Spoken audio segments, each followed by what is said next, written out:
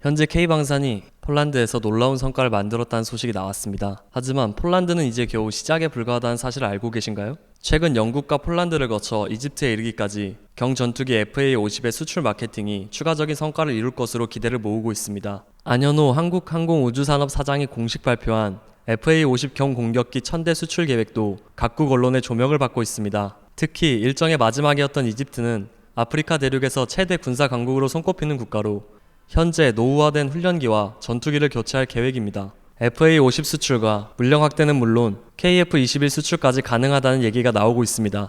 이집트는 2023년 기존 선정을 목표로 고등훈련기 도입 산업을 진행 중인데 한국과 이탈리아 등이 후보군에 있습니다. 이집트가 한국과 계약을 체결한다면 다시 한번 큰 규모의 방산 계약이 될 것으로 기대를 모으고 있습니다. 현재 이집트는 훈련기와 전투기 100여 대 규모를 수입할 것으로 예상됩니다. 전투기와 전차뿐 아니라 또 다른 방산 수출이 기대되는 곳이 있습니다. 그곳은 바로 호주입니다. 호주는 잠수함 수입을 오랫동안 고민하고 있었는데 최근 한국과 심도 깊은 이야기가 이어지고 있는 것으로 알려져 있습니다. 한국이 호주에 잠수함을 판매한다는 것은 여러 의미를 갖습니다. 실제로 이러한 소식이 들려오자 여러 국가들은 당황스러운 반응을 나타내고 있습니다. 어떤 나라들이 K방산 약진에 좌절감을 느끼고 그러한 이유는 무엇인지 자세히 한번 알아보겠습니다.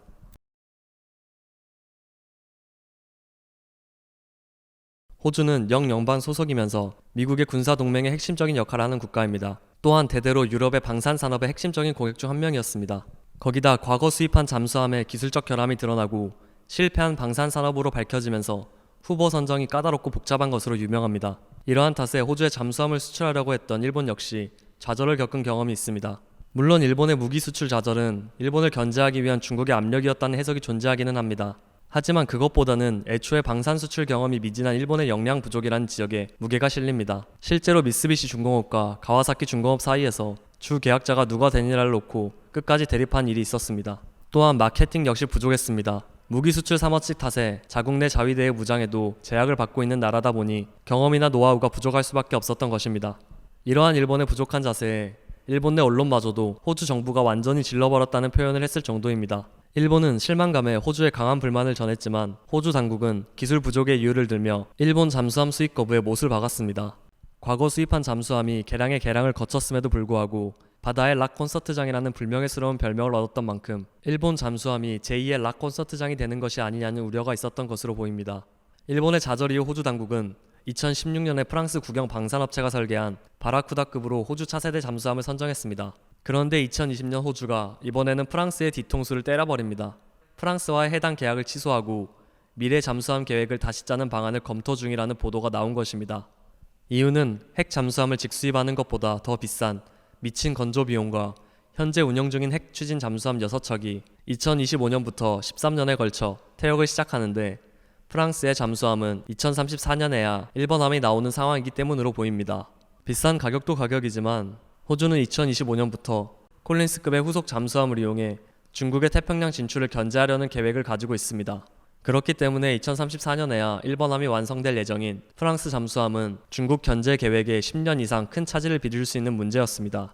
결국 호주 정부는 추후 계획의 원활한 진행과 문제의 확산을 막기 위해 초기 계획한 어택급 잠수함 사업을 5년 미루고 원자력 잠수함을 직수입하는 방안을 검토하게 되었습니다. 그리고 마침내 호주, 미국, 영국 3국의 정상들이 모여 안보 파트너십을 결성하기로 합의했습니다. 그리고 호주가 필요한 핵 추진 잠수함을 가능한 빠른 시일에 확보할 수 있도록 미국과 영국이 호주와 협력하기로 했습니다. 이처럼 빠르게 결정될 수 있었던 이유는 3국이 중국의 태평양 진출을 견제하고 저지하기 위함으로 추측됩니다. 중국도 역시 이를 알고 있었기에 3국의 합의를 두고 이 지역의 안전과 평화를 해치는 것이라며 강하게 반발했습니다. 호주와 무역 전쟁을 벌이던 중국으로선 큰 타격을 입게 된 것입니다. 하지만 호주가 잠수함을 확보하는 데는 여전히 넘어야 할 산이 남아 있습니다. 미국산 핵 잠수함의 도입은 2040년 정도로 예상되기에 최소 2년 이상의 전력 공백 문제가 여전히 남아 있는 것입니다. 이에 미국 핵 잠수함을 대여하는 방식이 논의되었지만 명확한 결정은 없었습니다. 골머리를 앓고 있을 때 등장한 것이 한국입니다. 한국은 이미 호주 육군에 450대의 레드백 보병 전투 차량에 대한 첫 번째 계약을 수주하기 위한 사업을 추진 중이었습니다. 그리고 호주는 레드백 보병 전투 차량 사업을 비롯해 한국과 호주 간의 방산 사업에 대한 협력 강화와 축하를 겸하며 만찬 자리를 열었습니다. 만찬에는 한국 관리들을 비롯해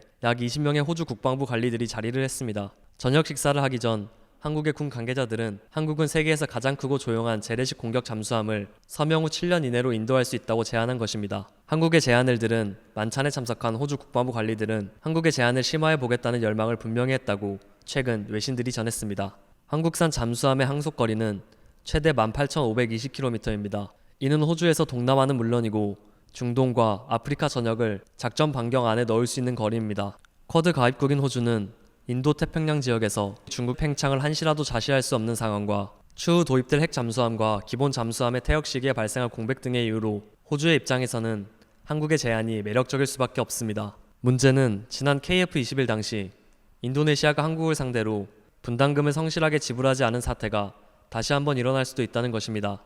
하지만 호주의 경우 레드백 보병 전투 차량에서 시작된 연쇄적인 계약이라는 점과 디젤 연료를 사용하는 한국 잠수함의 경우 가격이 7,100억인데 호주 정부는 최소 1,000억 호주 달러 이상의 비용을 추후 잠수함 도입에 지출할 각오를 하고 있다는 발표 등이 앞선 인도네시아 사례와는 명확한 차이를 보입니다. 또한 5년에서 10년 내로 잠수함 도입이 시급한 호주의 입장 역시 한국에게는 긍정적인 신호로 보입니다. 이처럼 한국과 호주 사이에서 추가적인 방산 계약이 이상되면서 호주와의 거래에서 물을 먹은 경력이 있는 일본은 불편한 기색을 보이고 있습니다. 일본 요미우리 신문은 이례적으로 한국 방산 산업에 대해 언급했습니다. 특히 K9 자주포와 관련해 성능은 경쟁 상대인 독일산 자주포 못지않은 반면 상대적으로 저렴한 가격으로 방위 시장에서 좋은 평가를 받고 있다고 보도했습니다. 과거 아베 정권 시절 무기 수출 3원칙을 완화하면서 대대적인 무기 수출을 꿈꿨지만 현재 일본의 방산 수출은 연구개발, 저가 혹은 공짜 중고 무기, 일본에서 쓸 외산 무기 일부의 하청 작업 외에는 거의 이루어지지 않고 있는 상황에서 나온